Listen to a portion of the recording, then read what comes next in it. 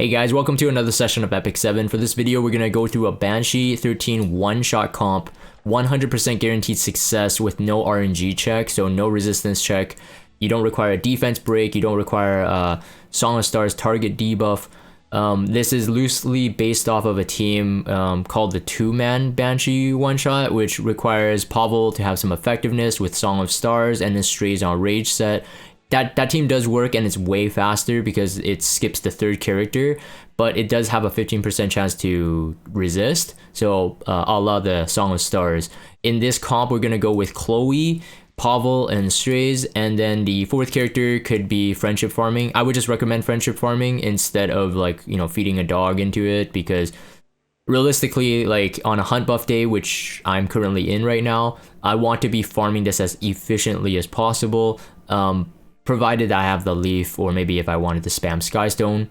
But let's go through the run first. 100% guaranteed, like I said. Let me turn this off so you can see the HP. So like I said, it is based off of the two-man comp with Pavel and then Strays, but that does require Song of Stars, so still requires a debuff RNG check. With Ice Chloe, she has a debuff Magic Nail, and that Magic Nail actually just has no resistance check. It ignores effect resist, so it's 100% guaranteed. And this is why this comp is going to be I would say the most consistent comp you can run. I used to run a double debuff comp, so double defense break comp. And, you know, it's still like compounding to like 90-something% success rate. Like you're not getting 100%. This is 100% no matter what. So as you can see there, that run there, it's pretty fast. I timed it, it's about like 50 seconds-ish. With the reset timer, you know, counting down from 5, it's about 1 full minute. So for 30 runs, 30 minutes, you get, like, you know, you can come back and reset it, which is really good. I've been actually running this the entire day, had a timer set on the side, and I just run the hunts.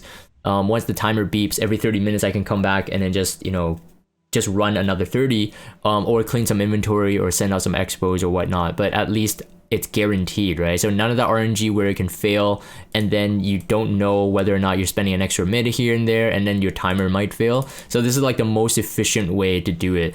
Again, like I said, granted, if you have the energy, so Leaf or Skystone that you want to spam, that's gonna be, you know, like this is gonna be the best way to efficiently run the hunt. If you're busy all day, this is the best way to do it. I'm gonna go through the stats, but for this video, I want to give a shout out to my Patreon supporters supporting me monthly: Azure, Deekboy, Kariha, RG Fua, Stone Thunder, Torenby, Potatoes, Silly, and Jay-Zito. Thank you guys for supporting me. If you guys are watching this and you want to support me through that avenue, definitely check it out in the link down below. Other than that, let's get right into the stats here. So Strays, if you have a copy of him, you should know very well that you can get his imprint, not for free, but 10 gold transmit stone per imprint, but it doesn't require any RNG check, right? So in my opinion, it's really worth it. If you're gonna run him as a dedicated PvE hero, especially for the hunts, generally you only need to mola the S3, because if he doesn't kill, it's kind of like it's a dead run anyway. So you just need the S3 for the defense pen one shot.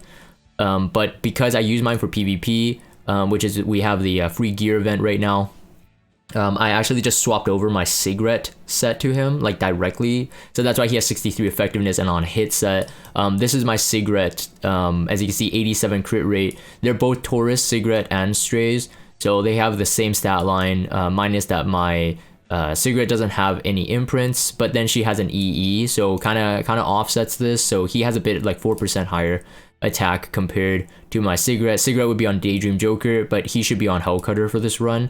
Now, because I'm on hit set and perhaps there's some like unoptimized stats, it's pretty hard to get him higher. I'm already capped at 350 crit damage. My attack could go higher, but that's banking on me getting lucky with higher attack rolls.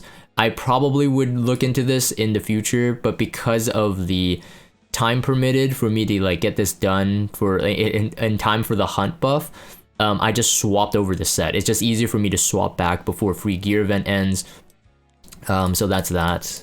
Otherwise, you can actually make this comp even more efficient. So this is my Pavel for this run, and like I said, because he's not running the Song of Stars, he technically doesn't need he doesn't need effectiveness for one, and then you wouldn't be running Solid Stars because again you're banking on the Chloe nail, which is what you need. So speed wise, you probably don't want him over 192 speed here. You technically want Banshee to get her turn first, because Banshee 13, if she hits a non-green hero, which would be technically, in my case, I only have Pavel as the green hero. If she hits a non-green hero, she'll heal. So if you go first on him, you might screw up your run in terms of she'll heal after Pavel hits. Wave 1, he'll do the S2. You'll probably want to max this, but if you have the full damage that I have here and you're on Iron Fan, you probably don't need this for wave 1. So you actually don't need to mold this at all, I would say. But you have to probably do a damage test to make sure though.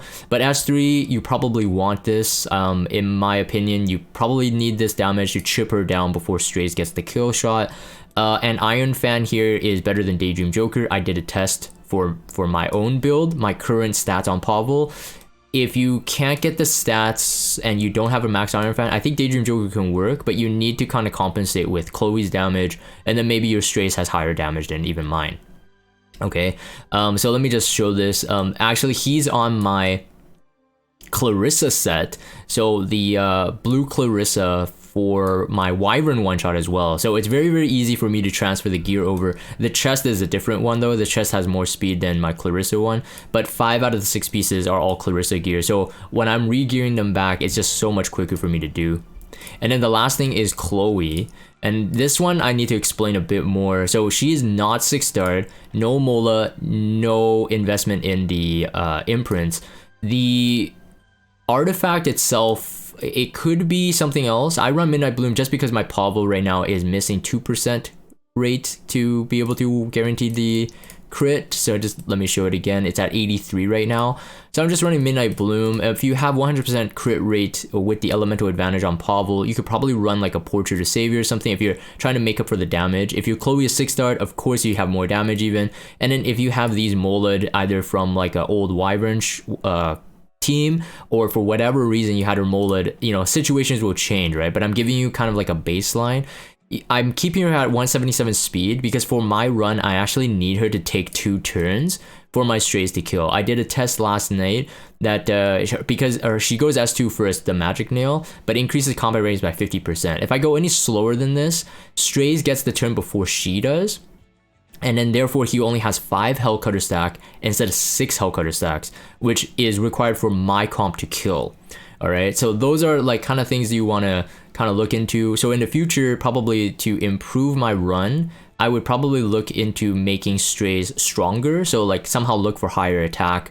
I think I need to keep him around this crit rate though. Compensating the fact that if I go with a 5 Hellcutter stack, I probably can't lower my crit rate too much, but basically what I can do here is really just amplify the attack. If I can find like a 5.2k attack or whatever set, then maybe I get the kill, right? So if Chloe doesn't take the second turn before he gets a turn, then I'm missing 1 full Hellcutter stack, which did break my comp. So basically yesterday I made her around like 140 or 150 speed, just basically faster than Strays, but Strays will get the turn before she does, even with the 50% CR boost. And it missed the kill. So those are my circumstances, but like I said, things can change if you have a different Pavel, like he has more damage, or your Strays has more damage, or your Chloe is 6-starred and maybe you're running a Portrait of Savior. If you could chip her Banshee, that is, chip her down before the threshold, you're just gonna get a better kill, even with a 5 Hellcutter stack. Her S3 animation, because if she cuts with the S2 going to S3, it takes about another 5 seconds. That's at least based on my timer. Another 5 seconds is pretty big. If you're talking about a 30 run, you're saving 5 seconds per 30 run. That could make it way quicker. But the question is, of course, is like, does that matter for you, right? Like, so for me, I'm running a timer all weekend. I personally wouldn't care if I had a faster run. In fact, I would probably like a faster run. But in your case, you might not care. But in my case right now, for my gear and the time I have to like explore other options, I'm just gonna stick with this comp. So as you can see, it is a very consistent here. Chloe right now is gonna go for Magic Nail, and she's gonna 50% CR boost and has just enough speed to beat Strays, which will allow Strays to have 1 extra Hellcutter stack. So it doesn't matter if she gets a defense break. I have her on the defense break EE. That doesn't really matter, to be honest. But when you do this magic nail, you'll see a little pop of damage, and that's basically the magic nail passive. Basically, it does receive extra damage once they have the magic nail debuff applied to them. That's why that little extra pop, kind of like Uberia's Tooth. Just ignore that. I don't technically need that to kill her. If you could check out the HP gauge as I'm doing this.